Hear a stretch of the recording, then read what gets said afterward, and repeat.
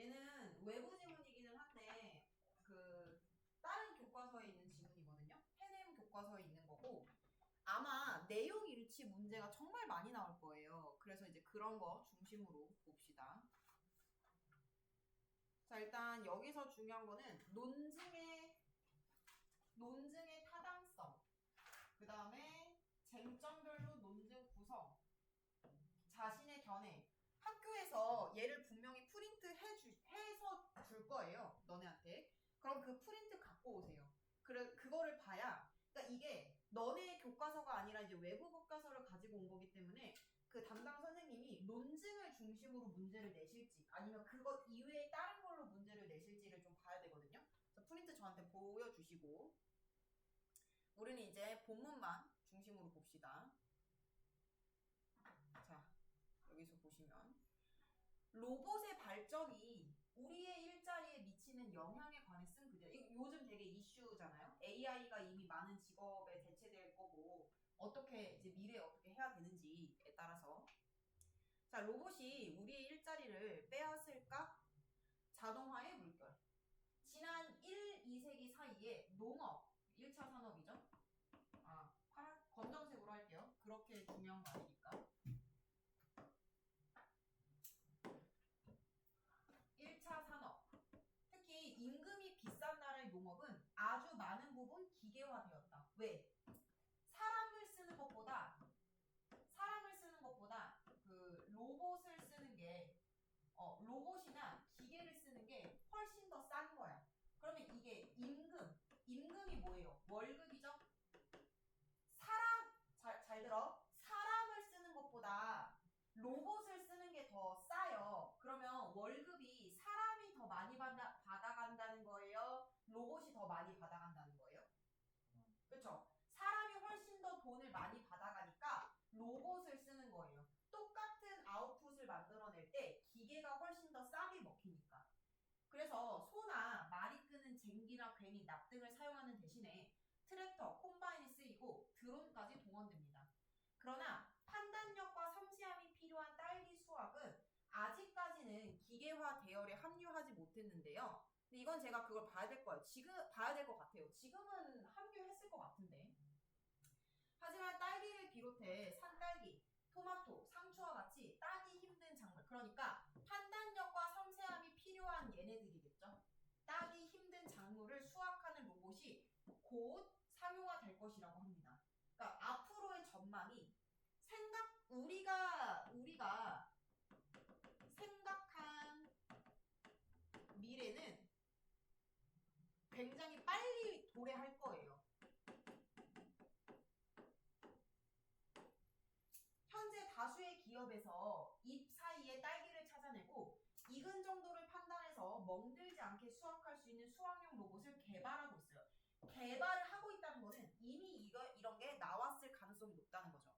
이 로봇들은 아직 인간만큼 유능하진 않지만 계속 개선이 되고 있기 때문에 딸기 수확의 자동화라는 농업 기계와 최후의 장벽을 정복할 날도 머지않았다. 자동화로 일자리를 위협받는 건 딸기 수확 노동자만이 아니다. 요즘은 신문, 라디오, 텔레비전 어디서든 인간이 하는 일을 로봇이 대체하고 그 결과 대부분의 사람이 일자리를 잃을 것이라는 보도를 피할 수가 없다. 일자리를 얻을 수 없는 미래에 대한 공포는 인공지능 기술의 발달로 더 고조되고 있는데 기계가 인간의 손과 근육뿐만 아니라 두뇌마저 대체할 것이라는 두려움. 자, 보세요. 인간의 손과 근육은 이미 어느 정도 대체가 됐어요. 어디서? 기계. 근데 두뇌마저 대체를 한다라고 하는 거는 웬만한 직업이 다 AI화 될 거라는 얘기죠. 대부분의 직업이 AI화 될 수 있다는 거죠.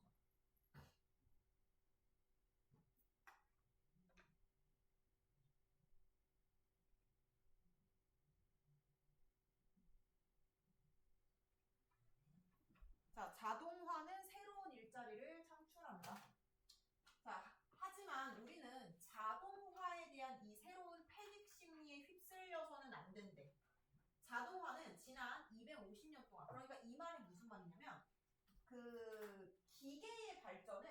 지난 250년간 지속되어 왔다라는 거야. 그래서 그 과정에서 사람들이 우려하고 위협받는 것처럼 일자리가 대량으로 사라진 일은 한 번도 일어나지 않았어. 그러니까 이 얘기는 무슨 얘기냐면 쉽게 말하면 이 얘기예요. 역사상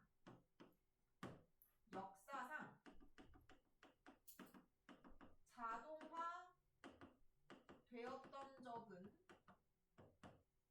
많지만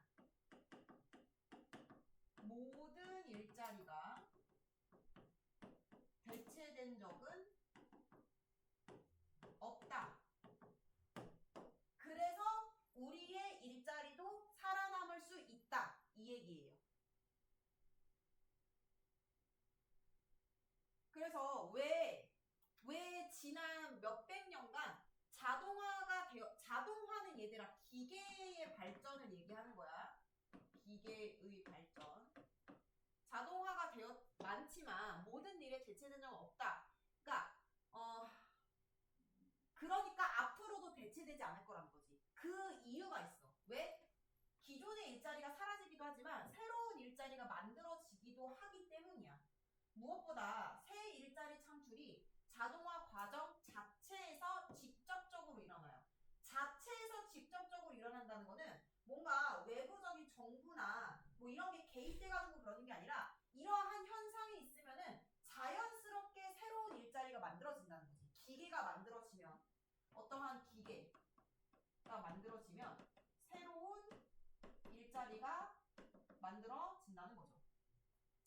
예를 들어 로봇이 딸기를 수확하는 일자리를 없애겠지만 그 로봇을 설계하는 엔지니어, 로봇을 제작하는 노동자, 부품을 생산하는 노동자에 대한 수요가 생길 것이다. 게다가 노동력이 줄어들지 모르지만 가격이 낮아지고 그에 따라 수요가 늘어나면 더 많은 노동자가 필요해질 수도 있다. 제임스 베슨에 따르면 19세기 미국 섬유 자동화로 인해 옷감 1야드를 생산하는 데 필요한 직조 노동력의 98%가 사라졌지만 면직물 가격이 낮아지니까 수요가 폭발적으로 증가해요. 수요가 증가한다는 거는 뭐예요? 이것을 구매하려고 하는 사람들이 늘어난다는 거잖아요.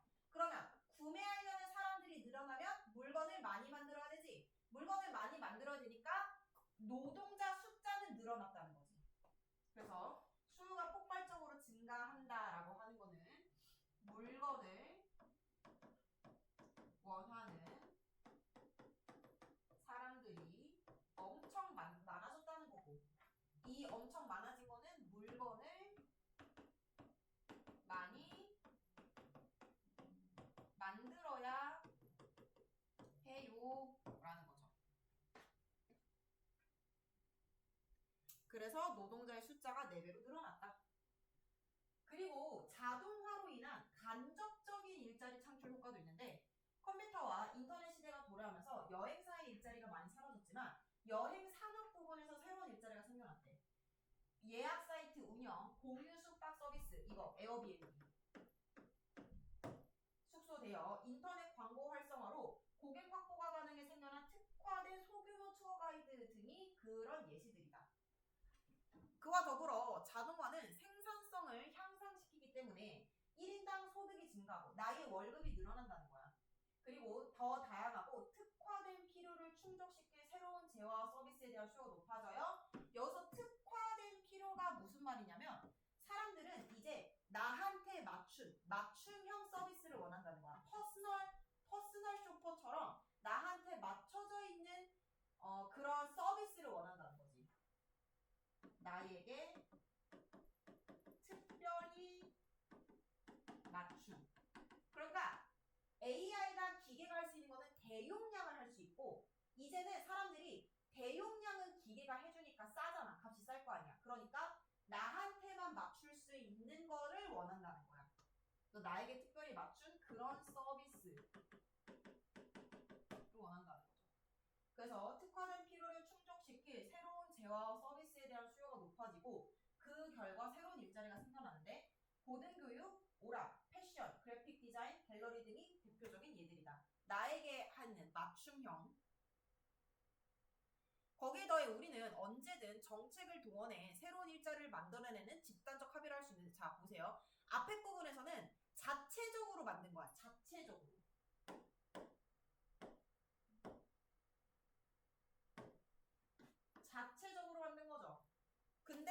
그거 외에 여기에 우리는 언제든 정책을 동원해서 새로운 일자리를 만들어냅니다. 정책을 동원한다라고 하는 거는 자체적인 거는 아니야. 정책을 동원한다는 거는 자체적인 건 아니고 국가가 어느 정도 개입을 한다는 거예요. 아니, 핑크색으로 할 필요는 없고 국가의 개입이 드러날 수 있다는 거죠. 적어도 30년대 이후부터는 경제가 침체기에 접어들어 민간 부문의 기업들이 지출을 줄일 때면 정부가 지출을 늘리는 방법으로 수요 수준을 높여서 민간 기업들이 직원을 해고하지 않고 심지어 새로 직원을 고용하도록 유도하는 정책을 쓰는 관행이 일반화되었는데 코로나19 팬데믹이 기승을 부릴 때 다수 나라의 정부는 할 일이 없어진 노동자들의 해고를 막기 위해 임금의 일정 비율을 직접 지급까지 하기도 했어요. 그러니까 이 얘기는 무슨 얘기예요? 정부가 코로나19 때 요 정도까지 개입을 한 선례가 있기 때문에 앞으로도 이런 게 또 발생을 하면은 정부가 또 개입을 할 거다. 거기에 대해 정부는 규제를 통해 새 일자리를 창출할 수 있고 그렇게 해왔다. 교육 현장에서 필요한 인력의 비율을 높이거나 의료기관, 노인 요양시설 등의 인력을 조정하면 이 산업 부문에 더 많은 일자리가 생겨날 것이다.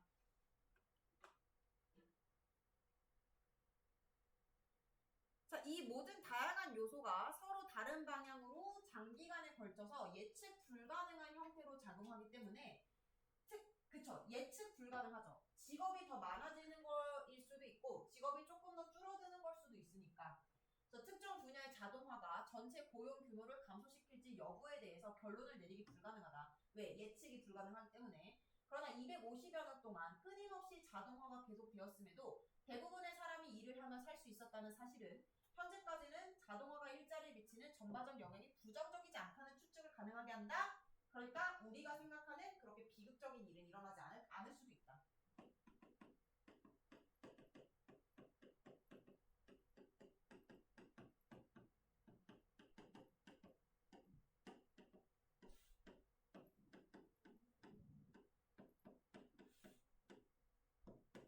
일어나지 않을 가능성이 더 높다는 거죠.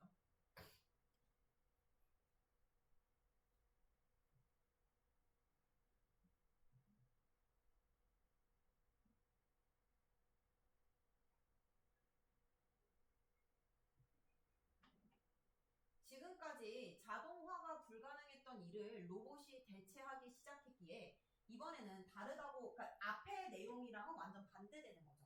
앞에서는 아니다, 뭐 그렇게까지 전면적으로 일자리가 그렇게 바뀌겠느냐, 어느 정도 국가가 정부랑 정책이 개입을 할 거고 또 새로운 로봇이 뭔가를 만들면 일자리가 새로 만들어질 거다 이건데 여기서는 다른 의견인 거예요. 반대되는 의견. 그러나 대부분의 사람이 직접 눈으로 볼 수 있을 때까지 상상조차 하지 못했던 일이 현실화되는 것은 기술 발전의 특징 중 하나다. 900년 영국의 중상류층 여성에게 한두 세대가 지나면 하녀가 하던 일 대부분을 기계가 할 거라고 했으면 말도 안 되는 소리라면 웃어넘겼을 것이다.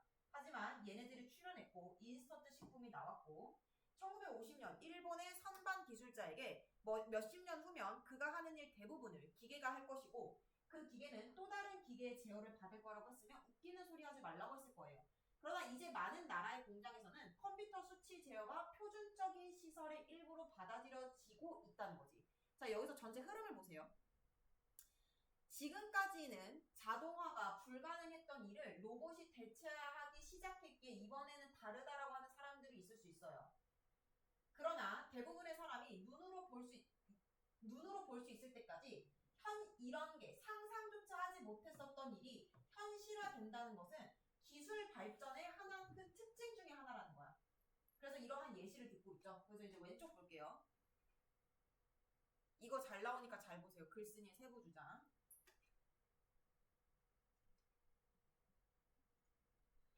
자, 이 글 전체의 주장은 새로운 일자리를 창출한다이지만 논지 전개를 위해서 자동화에 대한 이 새로운 패닉 심리에 휩쓸려서는 안 된다고 활용하고 있다. 그래서 주장, 두려워하지 말라 이거야. 두려움 가지지 마세요. 이거고. 왜? 계속 존재해 왔거든.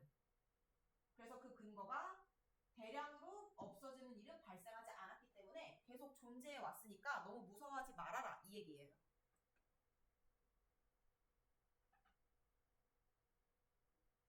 근데 지금 이 예시는 뭐예요? 전에는 상상하지 못했었던 게 현실화가 됐다. 이거에 대한 예시를 하고 있는 거죠. 예시를 얘기하고 있는 거죠. 자, 자동화의 그늘을 극복하기 위하여. 그렇다고 해서 일자리에 끼치는 자동화의 영향을 무시하자는 건 아니다. 자동화는 새로운 일자리를 만드는 동시에 특정 일자리를 파괴하고, 그쵸? 만들면서 파괴하고 잃는 사람들에게 해를 끼치겠죠? 고용 상황에 대한 전반적인 영향이 장기적으로 볼 때 긍정적이라고 하더라도 당장 일자리를 잃은 사람들에게 그 사실은 아무런 위로가 되지 않는다. 그러니까 내가 지금 로봇 때문에 그 일자리를 잃어버렸는데 여기다 대고 장기적으로 보면은 좋은 거잖아 라고 하면은 너무 눈치 없는 소리라는 거야. 이해됐죠? 무슨 말인지. 기계로 인해 가지고 있던 기술이 더 이상 쓸모없게 된 사람들도 이론상으로는 재훈련을 받고 다른 일자리를 찾을 수가 있어. 근데 그쵸? 이론상으로는 이게 가능해. 근데 그러나 현실에서는 일자리를 잃은 사람이 기술을 별로 필요로 하지 않는 직업을 받아들이지 않는 한 정부의 지원 없이는 다시 취업할 수 있도록 재훈련 받는 게 불가능하다는 거야. 자, 이해되셨어요? 자, 보세요. 다시.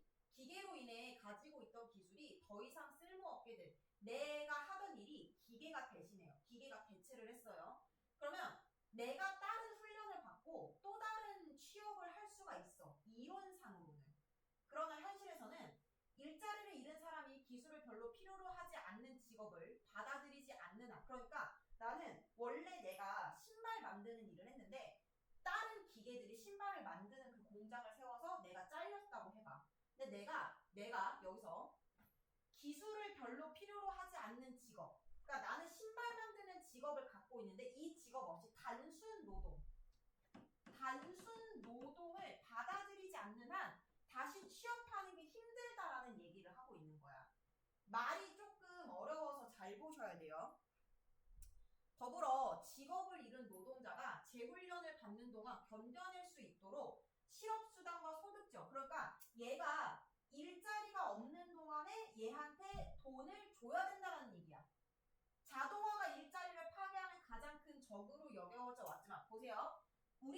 우리 인류는 자동화 자체를 일자리를 파괴하는 가장 큰 적으로 생각했지만 실질적으로는 그런 게 아니야. 그래서 우리는 뭐를 이해해야 돼? 본질을 제대로 이해해야 돼. 자동화는 일자리를 파괴하는 장본인이 아니다. 거기에 더해 기술이 홀로 일자리 숫자를 정하는 것이 아니에요. 우리는 재정정책, 노동시장정책, 특정 산업 부문에 대한 규제 등을 통해 원하면 새로운 일자리를 만들어낼 수 있어요. 그러니까 자동화의 본질을 제대로 이해해야 우리는 전 세계적으로 확산되기 시작한 과학기술 공포증, 자동화는 무조건 나쁘다. 이꼴 똑같은 무슨 말이에요? AI는 무조건 나쁘다. 라고 하는 거에서 극복할 수 있다는 거야. 본질을 제대로 이해해야 된다는 거지.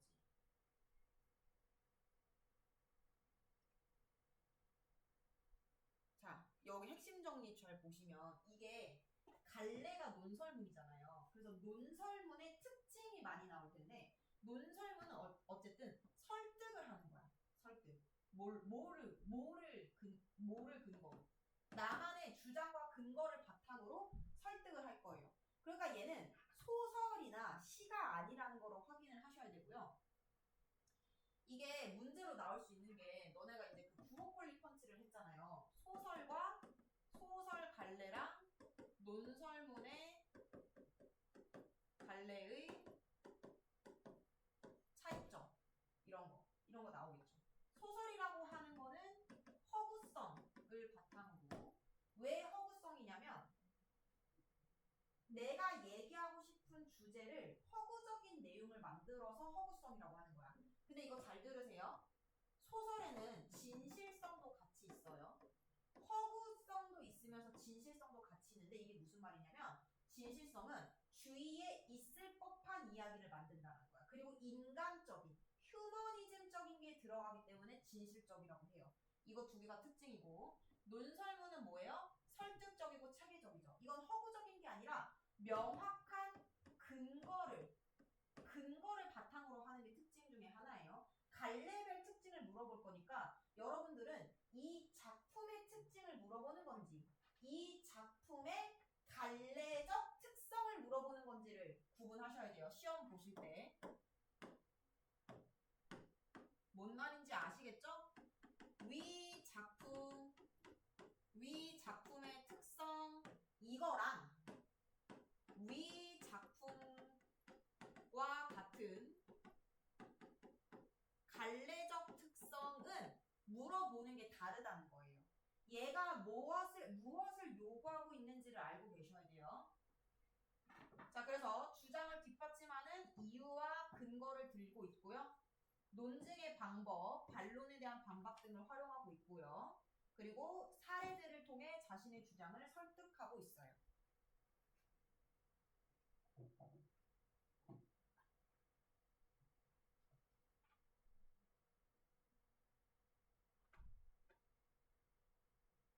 자, 이게 중요해요. 여기에 나오는 논증 방법. 이것까지만 하고 잠깐 쉴 거니까 조금 집중하세요. 논증 방법.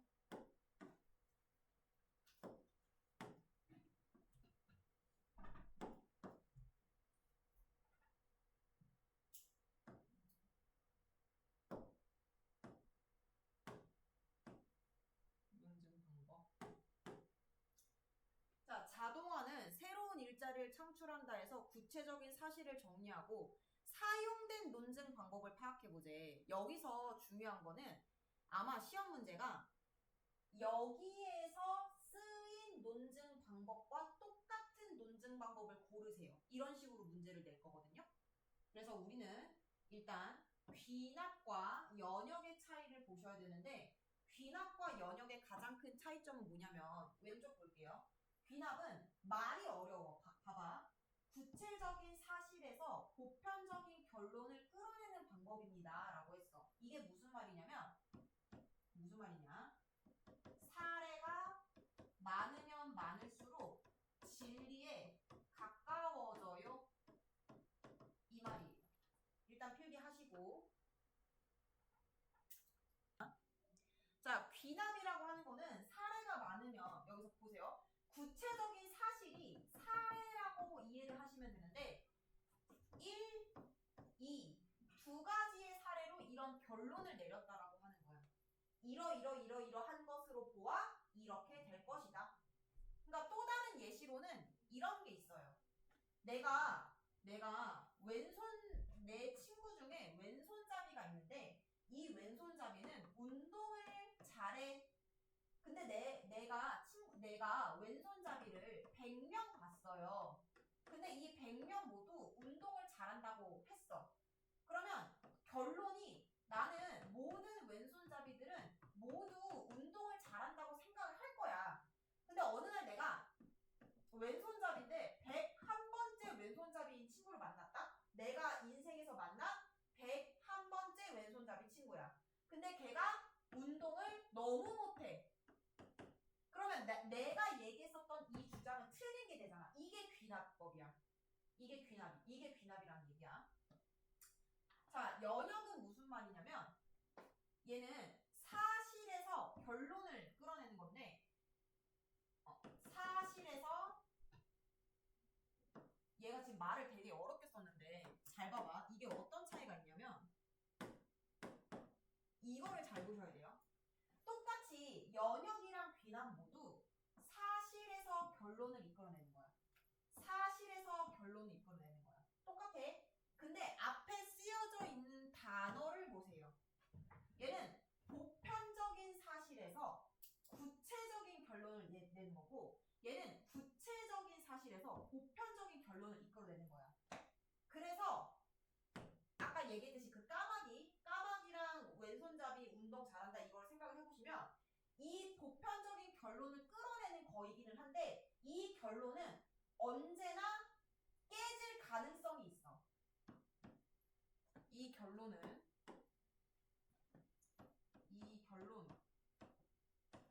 주장은 언제나 깨질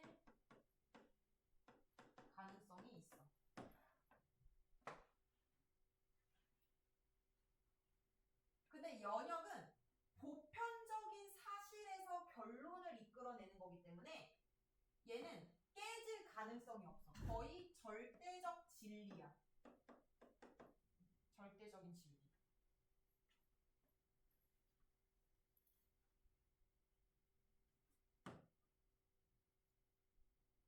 그래서 뒤로 넘어가서 자, 연역 볼게요. 자, 대전제, 소전제, 결론. 보편적인 사실에서 구체적인 결론을 이끌어내고 있는데 이거랑 가장 비슷한 게 이거야. 잘 보세요.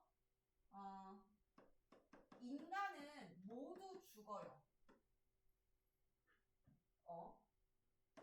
대전제 1, 2, 소크라테스는 인간이에요.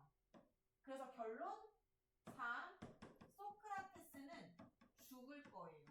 죽었잖아요. 이해됐어요? 그러면 이거를 그림으로 그려볼게요. 보세요.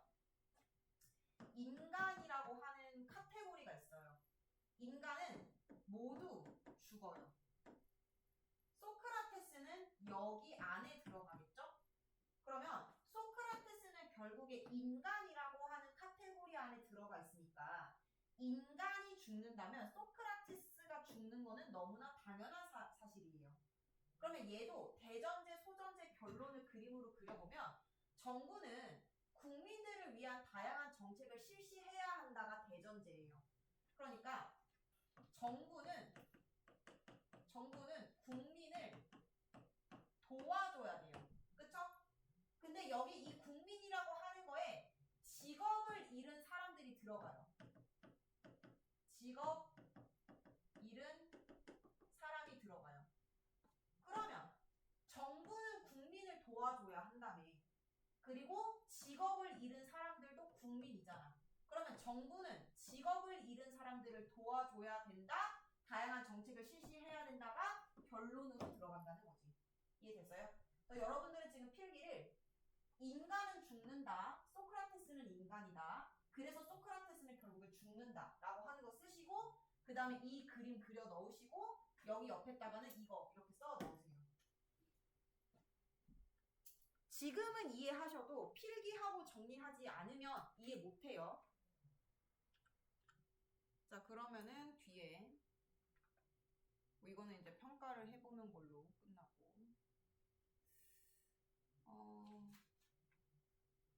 얘는 그냥 같이 읽고 마무리할게요. 자, 역사적으로 노동시장의 기술적 혁신은 부문별로 영향을 끼쳤다. 농업 기계화는 수백만 개의 일자리를 사라지게 했지만 그러니까 이런 단점이 있지만 제조업 부분의 성장으로는 장점이 있다는 거죠. 노동자를 흡수했다. 마찬가지로 제조업이 자동화되고 공장이 저임금 국가로 이전하자 빠르게 성장하는 서비스업 부문이 실직한 노동자들에게 기회를 제공했으며 하지만 인공지능은 체계적인 범용 기술이며 경제 모든 부문에 영향을 끼칠 것이고 미국 노동력의 대다수가 종사하고 있는 서비스 부문과 화이트 칼라 일자리 역시 인공지능의 영향을 받을 것이다. 다시 말해 인공지능으로 인한 기존 산업의 자동화는 많은 일자리를 사라지게 할 것이고 흡수가 되겠죠? 흡수할 대량의 새로운 일자리는 제공되지 않을 것이다. 미래 산업이 디지털 기술, 데이터 과학, 인공지능의 기반 위에 구축되면서 사람의 단순 작업이 필요한 부분이 줄어들기 때문에 인간을 더 이상 필요로 하지 않을 거라는 얘기예요. 자, 소프트웨어 자동화가 다양한 화이트 칼라 직업과 서비스업 부분을 잠식하고 있는 사례는 이미 많은데 예를 들어 법률 분야에서 스마트 알고리즘은 문서를 검토해 법적 절차에 포함해야 하는지를 판단하고 인공지능 시스템은 더 법률 검토에 능숙해지고 있다. 이게 무슨 말이냐면 보세요. 법률 분야에서 이제 스마트 알고리즘은 절차에 포함해야 하는지를 판단하고 그러니까 내가 어떤 거를 신청할 거야. 어떤 거를 신청하고 뭔가 법적으로 국가에 뭔가 제출을 해야 돼. 그렇게 할 때 다양한 서류가 필요한데 이런 AI들이 어떤 서류가 필요하고 어떤 게 필요하지 않은지를 도와준다는 거야. 그래서 예측 알고리즘은 대법원이 앞으로 발생할 수 있는 계약의 위반을 판단하기 전에 역사적 데이터를 분석하고 사례 결과에서 모든 가능성을 평가한다. 이 얘기는 무슨 얘기냐면 내가 A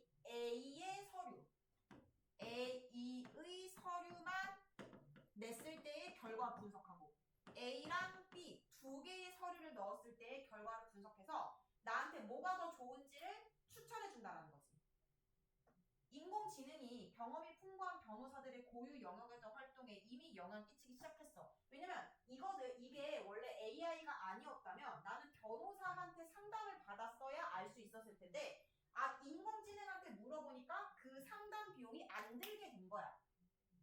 또한 고객 서비스나 기술 지원을 담당하는 콜센터는 인공지능이 큰 영향력을 행사하는 또 다른 영역인데 인공지능의 자연어 처리 능력이 급속히 발전하면서 음성통신 기술과 온라인 챗봇을 통해 업무를 자동화할 수 있는 응용 프로그램이 만들어지고 있어요. 그래서 결국 필요한 단순 작업이 필요한 부분이 줄어들 거기 때문에 인간들이 직업을 가지게 될 가능성이 좀 낮아지게 될 거다라는 거죠.